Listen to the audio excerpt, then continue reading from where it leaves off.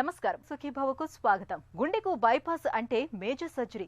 ఛాతీని తెరిచి గుండెకు ఆపరేషన్ చేయాల్సి వస్తుంది. అయితే ఇదంతా ఒకప్పుడు. మినిమల్ ఇన్వేజివ్ టెక్నాలజీ అందుబాటులోకి వచ్చాక ఇవాళ ఛాతీని ఏమాత్రం తెరవకుండానే చిన్న చిన్న రంధ్రాల సాయంతో చాలా తేలికగా గుండెకు సర్జరీ చేసేస్తున్నారు. సంప్రదాయ సర్జరీకి భిన్నంగా కేవలం చిన్నపాటి రంధ్రాల సాయంతో గుండెకు ఎలా సర్జరీ చేస్తున్నారో తెలియజేసే ప్రత్యేక కథనంతో మీ ముందుకొస్తోంది నేటి సుఖీభవ. గుండెకు ఆపరేషన్ అంటే నిన్న మొన్నటి దాకా ఛాతీని తెరవటం తప్ప మరో ప్రత్యామ్నాయం ఉండేది కాదు. ఛాతీ ఎముకను చీల్చి గుండెకు చేరుకుని ఆపై చివరిగా సర్జరీ చేయాల్సి వచ్చేది. ఇలాంటప్పుడు సహజంగానే రక్తం ఎక్కువగా పోతుంది. దీనికి తోడు ఎక్కువ రోజులు హాస్పిటల్లోనే ఉండాల్సి వస్తుంది. ఇన్ఫెక్షన్ల బెడద కూడా ఎక్కువగానే ఉంటుంది. ఫలితంగా కోలుకోవటానికి ఎక్కువ కాలం పడుతుంది. అయితే మినిమల్ ఇన్వేజివ్ టెక్నాలజీ ఈ కష్టాలన్నిటికీ చెక్ పెట్టేసింది. ఛాతీని ఏమాత్రం తెరవకుండా కేవలం చిన్న చిన్న రంధ్రాల సాయంతో డాక్టర్లు ఇవాళ చాలా తేలికగా గుండెకు ఆపరేషన్లు చేసేస్తున్నారు.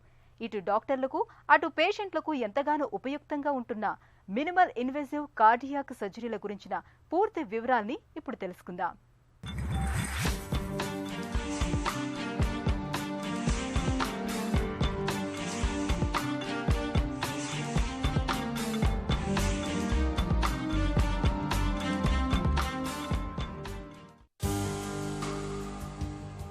ఒకప్పుడు గుండె ఆపరేషన్ అంటే ఛాతీపై పెద్ద పెద్ద కోతలు, నెలల తరబడి ఆసుపత్రిలో ఉండాల్సి వచ్చేది. వీటికి తోడు మత్తు ఇంజెక్షన్లు, ఇన్ఫెక్షన్ల రిస్కు, కోత పెట్టిన ప్రాంతంలో చర్మం లోపల నుంచి ఉబ్బెత్తుగా పెరిగే కీలాయిడ్లు, ఇవన్నీ చాలామందిని ఆపరేషన్ అంటేనే భయపడేలా చేసేవి. అయితే గుండెకు సంబంధించిన సర్జరీల్లో ఎప్పటికప్పుడు ఆవిష్కృతమవుతున్న కొత్త కొత్త టెక్నాలజీలు మొత్తం ఆపరేషన్ల ప్రక్రియనే సులభతరం చేస్తున్నాయి. ఇటీవల కాలంలో అందుబాటులోకి వచ్చిన మినిమల్లీ ఇన్వేజివ్ టెక్నాలజీ గుండెకు సంబంధించిన శస్త్రచికిత్సల్లో ఒక కొత్త ఒరవడికి శ్రీకారం చుట్టింది. సాంప్రదాయంగా దాదాపు 1953 అంటే ఎన్ని సంవత్సరాలుగా మన సాంప్రదాయ ప్రకారం మధ్యలో ఉన్న బ్రెస్ట్ బోన్ అంటాము, స్టెర్నమ్, ఆ బోన్ని కట్ చేసి ఎంటైర్ హార్ట్కి యాక్సెస్ ఇచ్చే ఈ గాయం ద్వారా అన్ని రకాల ఆపరేషన్లు చేసే విధానంగా లాస్ట్ ఆల్మోస్ట్ 60 ఇయర్స్గా అదే జరుగుతూ ఉంది. లాస్ట్ 10 ఇయర్స్గా ఆలోచించిన పద్ధతి చూస్తే ఈ గాయం దాదాపు 20 నుంచి 25 సెంటీమీటర్లు లెంగ్త్ ఉండి ఎముకని కట్ చేసి దాని ద్వారా హార్ట్ని యాక్సెస్ చేసినందువల్ల పెద్ద గాయం, ఎక్కువ బ్లీడింగ్ అవడానికి అవకాశం ఉంటుంది. అదేవిధంగా పెద్ద గాయం వల్ల, ఎముక కట్ చేయడం వల్ల ఇన్ఫెక్షన్లు వచ్చే అవకాశం కూడా ఉండొచ్చు. ఒక్కొక్కసారి ఊబకాయం ఉన్న వాళ్ళకి, 100 కిలోల పైన ఉండే వాళ్ళకి కొన్నిసార్లు ఈ ఎముక విరిగి మళ్ళా ఆ గాయం వదులైపోయి రెండోసారి వైర్ తోటి ఫిక్స్ చేయాల్సిన అవసరం కూడా రావచ్చు. అదేవిధంగా కొంతకాలం దాకా, అది 3 నెలల నుంచి 6 నెలల వరకు ఈ పేషెంట్స్ కొంత ఏదో ఒక రకమైన చిన్న చిన్న ఇబ్బందులతో కానీ, ఒక మేజర్ ఇబ్బందులతో కానీ బాధపడే అవకాశం కూడా ఈ గాయం ద్వారా మనం చూస్తూనే ఉన్నాం. సేమ్ లోపల చేసే ఆపరేషన్ ఏదైతే ఉందో అది చిన్న గాయం ద్వారా మనం చేయగలిగినట్లయితే ముఖ్యంగా పేషెంట్ కంఫర్ట్ చాలా బాగుంటుంది. అదేవిధంగా అది బాడీని డిస్టర్బెన్స్ చేయనందువల్ల నొప్పి తక్కువగా ఉండడం, గాయం త్వరగా మానడం, ఇన్ఫెక్షన్ లేకపోవడం, పేషెంట్ నెక్స్ట్ డే లేచి అటు ఇటు నడవడము, త్వరగా కోలుకోవడం, త్వరగా హాస్పిటల్ నుంచి వెళ్ళిపోవడం. అదేవిధంగా ముఖ్యంగా వర్క్కి మళ్ళీ 2-3 వారాల్లోనే, ఎస్పెషలీ డెస్క్ జాబ్ చేసుకునే వాళ్ళకి 2-3 వారాల్లోనే they can go back to work అని ఈ మంచి అడ్వాంటేజ్ అందువల్ల మేము ఈ టెక్నాలజీని అడాప్ట్ చేసుకోవడం జరిగింది. మినిమల్లీ ఇన్వేజివ్ అంటే బేసిక్గా గాయం చిన్నది, అదే 4 to 5 సెంటీమీటర్స్ లెంగ్త్తో లోపల చేసే ఆపరేషన్ మాత్రం ఎలాగైతే పెద్ద గాయంతో చేస్తామో అదే పద్ధతిలో చేయడానికి పాసిబిలిటీ ఉంది. కాబట్టి దాన్ని మినిమల్లీ ఇన్వేజివ్ హార్ట్ సర్జరీ అంటారు. మినిమల్లీ ఇన్వేజివ్ టెక్నాలజీ అందుబాటులోకి రావడంతో గుండెకు చేస్తున్న శస్త్రచికిత్సల రూపురేఖలు పూర్తిగా మారిపోయాయి. ఛాతీని పూర్తిగా తెరవాల్సిన అవసరం ఇప్పుడు ఎంతమాత్రం లేదు.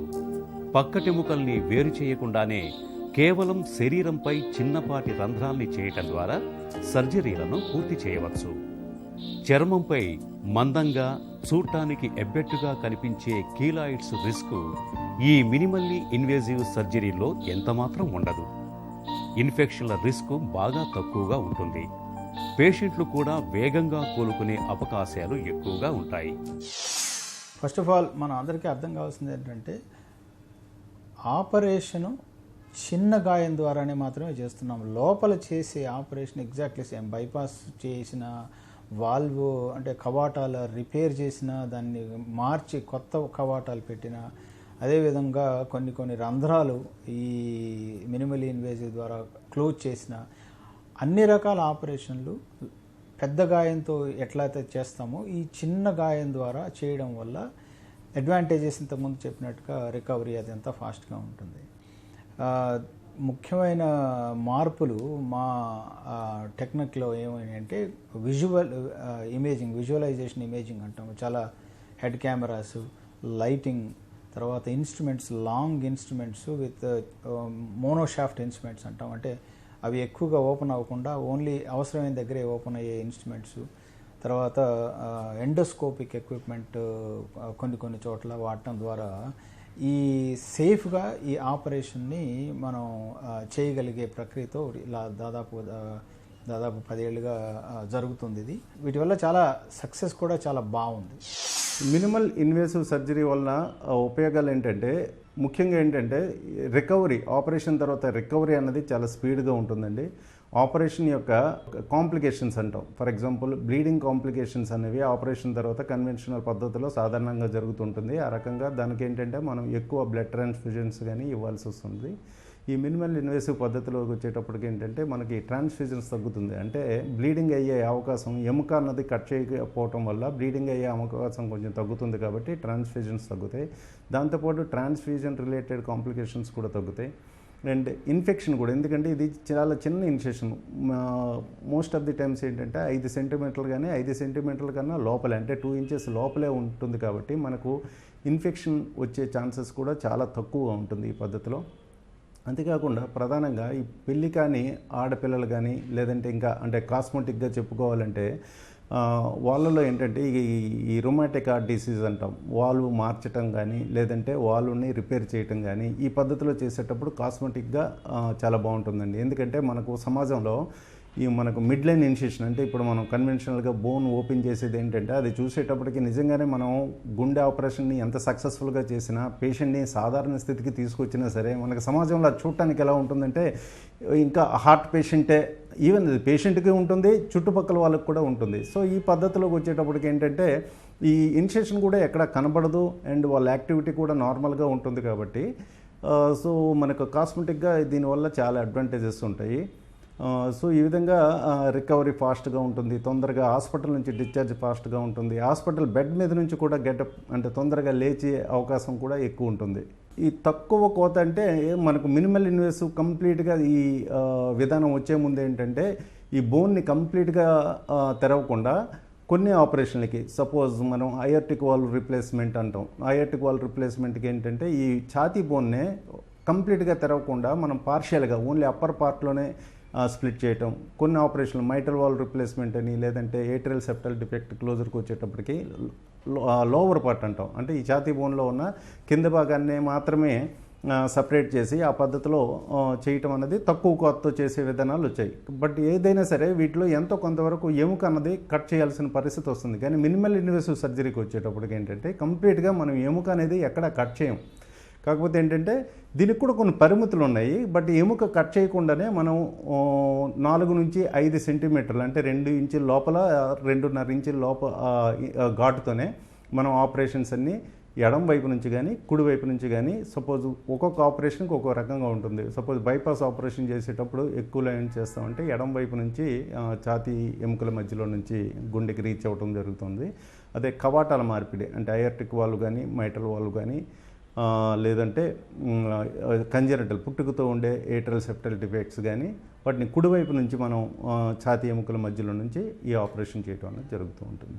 మినిమల్ ఇన్వేసివ్ పద్ధతిలో ఉన్న పెద్ద అనుకూలత ఏంటంటే సంప్రదాయ బైపాస్ సర్జరీలో మాదిరిగా గుండెను ఆపకుండానే అంటే హార్ట్ లంగ్ మెషిన్ అవసరం లేకుండానే సర్జరీ చేయడానికి వీలవుతుంది. సాంప్రదాయకంగా చేస్తున్న బైపాస్ సర్జరీలో ఛాతీపై పెద్దగా కోత పెట్టి ఆపై ఎముకను కట్ చేసి లోపల గుండెకు సర్జరీ చేసేవాళ్ళు. అయితే మినిమల్ ఇన్వెజివ్ టెక్నాలజీ అందుబాటులోకి వచ్చాక చాలా తక్కువ కోత అంటే 3-4 అంగుళాలు మాత్రమే కోత పెట్టి చాలా సులువుగా గుండెకు సర్జరీ చేసేస్తున్నారు. ఇటు పేషెంట్లకు అటు డాక్టర్లకు ఎంతగానో అనుకూలంగా ఉండే మినిమల్ ఇన్వెజివ్ సర్జరీ గురించిన మరిన్ని వివరాలను ఇప్పుడు తెలుసుకుందాం.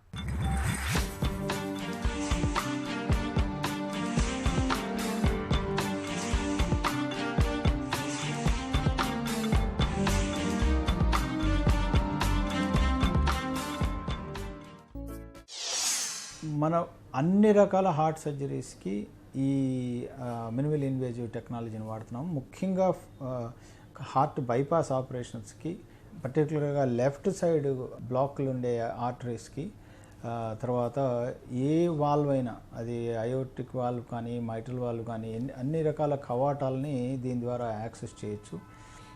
అవన్నిటికీ కవాటాల ఆపరేషన్లు అన్నిటికీను రైట్ సైడ్ ద్వారా హార్ట్ని అప్రోచ్ చేయడం జరుగుతుంది. అదేవిధంగా అయోటా అంటారు, అంటే బృహద్ధమని, అది హార్ట్లో నుంచి వచ్చే పెద్ద రక్తనాళం. ఈ మధ్య కాలంలో వెంటాల్ ఆపరేషన్ అని కవాటము ప్లస్ ఈ బృహద్ధమని రెండు కూడా మార్చడం జరిగింది.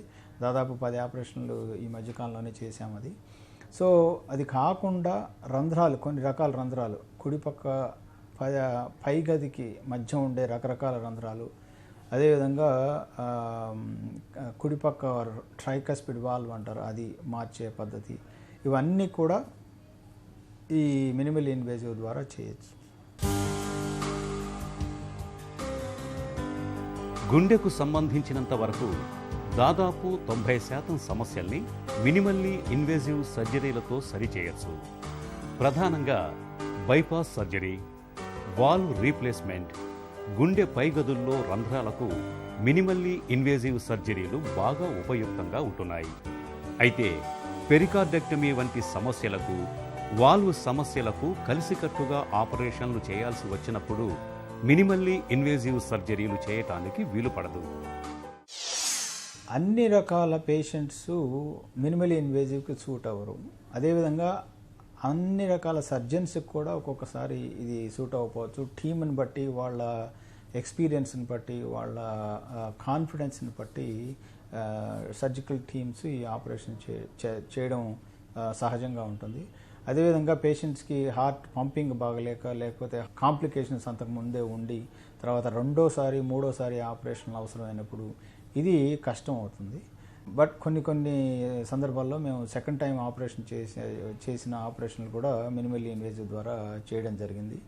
కాకపోతే ఎక్స్పీరియన్స్ వచ్చే కొద్దీ, ఒక సర్జనే కాకుండా టీమ్ మెంబర్స్తో ఎక్స్పీరియన్స్ వచ్చే కొద్దీ, అది ప్లస్ ఇన్స్ట్రుమెంటేషను, వాటన్నిటిని బట్టి ఈ మినిమల్లీ ఇన్వేజివ్ ప్రక్రియని ఎక్కువ మందికి మనం అప్లై చేయొచ్చు. తక్కువ కోతలు పెట్టి గుండెకు సర్జరీ చేయటం సురక్షితమేనా? మినిమల్ ఇన్వెజివ్ పద్ధతిలో గుండెకు ఆపరేషన్ చేయటం వల్ల సమస్యలు ఏవైనా ఎదురవుతాయా? ఎలాంటి గుండె జబ్బులకు మినిమల్ ఇన్వెజివ్ పద్ధతులు అనుకూలంగా ఉంటాయి? మినిమల్ ఇన్వెజివ్ పద్ధతిలో గుండెకు సర్జరీ చేయించుకున్న తర్వాత పూర్తిగా కోలుకోవటానికి ఎన్ని రోజులు పడుతుంది? సర్జరీ తర్వాత జీవన శైలిలో ఎలాంటి మార్పులు చేసుకోవాలి? మినిమల్ ఇన్వెజివ్ టెక్నాలజీపై మనకు ఎలాంటి అవగాహన అవసరం? మొదలైన వివరాల గురించి ఇప్పుడు తెలుసుకుందాం.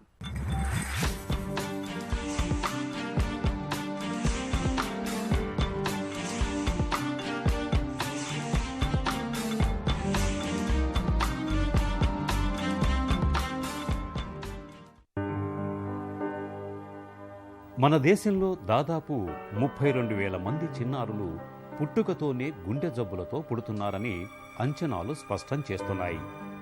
ఇలా గుండె జబ్బులతో పుట్టిన చిన్నారులకు ఏడాదిలోపే సర్జరీ చేయొచ్చు.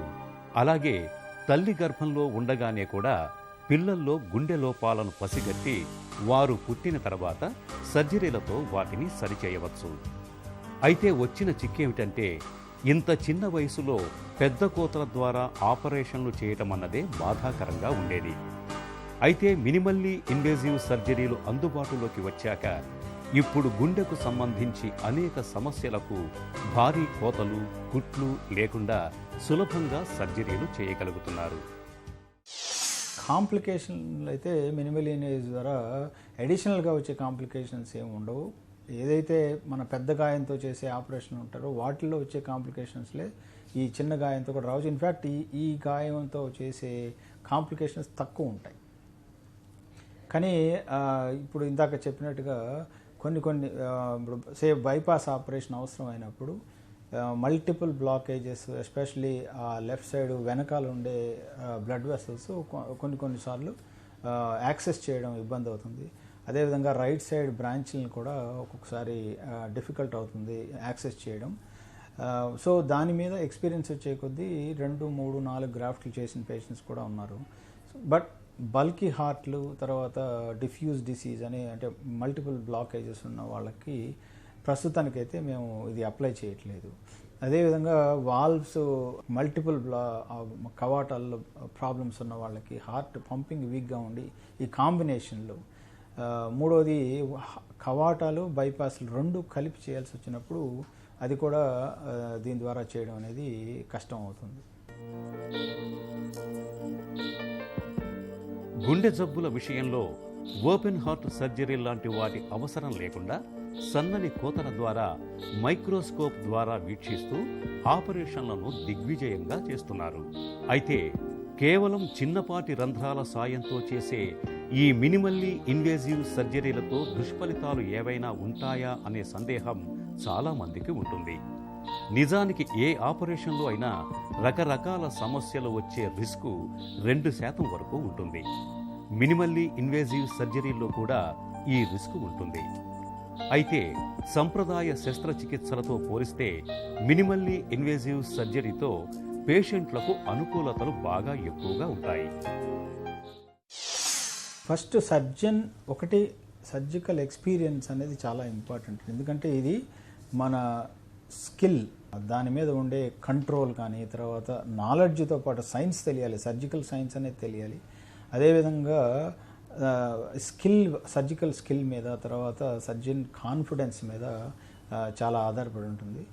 అదేవిధంగా అన్ని ఇన్స్ట్రుమెంట్స్ని సమకూర్చుకొని టీంతో కూర్చుని డిస్కస్ చేసి, అదే విజువలైజేషన్ ఎక్విప్మెంట్ అదంతా కూడా సమకూర్చుకోవాలి. అది కాకుండా ఎక్కువగా ఎక్కడైతే ఈ సర్జరీలు చేస్తారో అక్కడ కొంత ఎక్స్పీరియన్స్ కోసం అబ్జర్వేషన్కి కానీ లేకపోతే డిస్కషన్కి కానీ విజిట్ చేసి ఆ ద్వారా నేర్చుకునే సర్జన్స్కి కొంత అవకాశం ఉంటుంది. అయితే ఖచ్చితంగా అందరూ సర్జన్స్కి ఇట్ ఈజ్ సూటబుల్ అవ్వదండి. ఒకటేంటంటే ఈ మినిమల్ ఇన్వేసివ్ సర్జరీస్లో రిజల్ట్స్ అన్నది ఇక్కడే కాదు ఎక్కడైనా మంచిగా ఉంటాయండి. ఎందుకంటే పరిమితులు అన్నవేం లేవు. ఎందుకంటే మనం ఇది ఇట్ ఈస్ ఇందాక నేను చెప్పినట్టు ఇది వెల్ ప్లాన్డ్ సర్జరీస్ అనమాట. సో పేషెంట్ని కంప్లీట్గా సూటబుల్ అని అనిపించిన తర్వాతే ఆ పేషెంట్ మనం మినిమల్ ఇన్వేసివ్ పద్ధతిలోకి మనం సబ్జెక్ట్ చేయడం జరుగుతుంటుంది. ఏ ఆపరేషన్స్ అయినా సరే ఈ గుండెకి సంబంధించిన ఆపరేషన్లు మనం మినిమల్ ఇన్వేసివ్ పద్ధతిలో చేయొచ్చు. ఫ్యూచర్లో దీనివల్ల ఎటువంటి మేజర్ ప్రాబ్లమ్స్ కూడా ఉండవండి. ఒక రకంగా చెప్పాలంటే కన్వెన్షనల్ పద్ధతి కన్నా ఇది మోర్ సేఫ్ అని చెప్పాలి. ఎందుకంటే కన్వెన్షనల్ పద్ధతిలో మనం ఈ ఛాతీ బోన్ ఓపెన్ చేసేటప్పుడు మళ్ళీ రీడూ సర్జరీ ఫ్యూచర్లో ఎప్పుడైనా చేయాల్సి వచ్చేటప్పుడు ఏమవుతుందంటే గుండెంతా వచ్చి ఈ ఛాతీ బోన్కి అతుక్కుపోవటం వల్ల దాన్ని మనం విడదీయటానికి సెకండ్ టైం ఆపరేషన్ చాలా డిఫికల్ట్గా ఉంటుంది. బట్ మినిమల్ ఇన్వేసివ్ సర్జరీలోకి వచ్చేటప్పటికి సెకండ్ టైం ఆపరేషన్ చేయాల్సి వచ్చేటప్పుడు కూడా మనం ఈ ఛాతీ బోన్ని ముందు కట్ చేయలేదు కాబట్టి చాలా వరకు ఓపెన్ చేసే పద్ధతిలో కన్నా మినిమల్ ఇన్వేసివ్ సర్జరీలో కానీ సెకండ్ టైం చేస్తే అప్పుడు మనకు ఆపరేషన్ రిస్క్ తగ్గుతుంది, ఆపరేషన్ చేయటం కూడా తేలికవుతుంది. మనం డైరెక్ట్గా హార్ట్ని చేతితో పట్టుకోవడానికి ఉండదు, డైరెక్ట్గా హార్ట్ని మనం ఫీల్ అవడానికి ఉండదు. మన చేతిలో లాంగ్ షాఫ్ట్ ఇన్స్ట్రుమెంట్స్ అని అంటే ఎండోస్కోపీ ద్వారా చూడటం అని, కెమెరా ద్వారా చూడటం ఇవన్నీ ఉంటాయి. సో సర్జన్కి చాలా ఎక్స్పీరియన్స్ అన్నది కంపల్సరీ. ఎందుకంటే రేపు పొద్దున ఎమర్జెన్సీ ఏదైనా సిచ్యువేషన్ వచ్చినా సరే ఇమీడియట్గా పేషెంట్ లైఫ్ని కాపాడటానికి ఇమీడియట్గా కొన్నిసార్లు కన్వర్ట్ కూడా చేయాల్సిన అవసరం ఉంటుంది. డెఫినెట్గా ఇది కొంచెం ఎక్స్పీరియన్స్ అండ్ లెర్నింగ్ కర్వ్ ఇవన్నీ అవసరం ఉంటాయండి ఈ ఆపరేషన్లు చేయడానికి. ఛాతిని పూర్తిగా తెరవాల్సిన అవసరం లేకుండా చిన్నపాటి రంధ్రాల సాయంతో గుండెకు సర్జరీ చేయటం అనేది పేషెంట్లకు నిజంగా ఒక వరమనే చెప్పుకోవాలి. రక్తస్రావం, ఇన్ఫెక్షన్ల బెడద ఉండదు. హాస్పిటల్లో ఎక్కువ రోజులు ఉండాల్సిన అవసరమూ లేదు. చాలా తక్కువ సమయంలోనే కోలుకునే అవకాశం ఉంటుంది. తిరిగి రేపటి సుఖీభవలో మళ్లీ కలుసుకుందాం. సుఖీభవ కార్యక్రమానికి సంబంధించి మీ విలువైన సూచనలు, సలహాలను వెంటనే మాకు రాయండి. మా చిరునామా Sukhibhava ETV, Ramoji film city, Hyderabad 501512 లేదా సుఖీభవ@etv.co.in కు మెయిల్ చేయండి.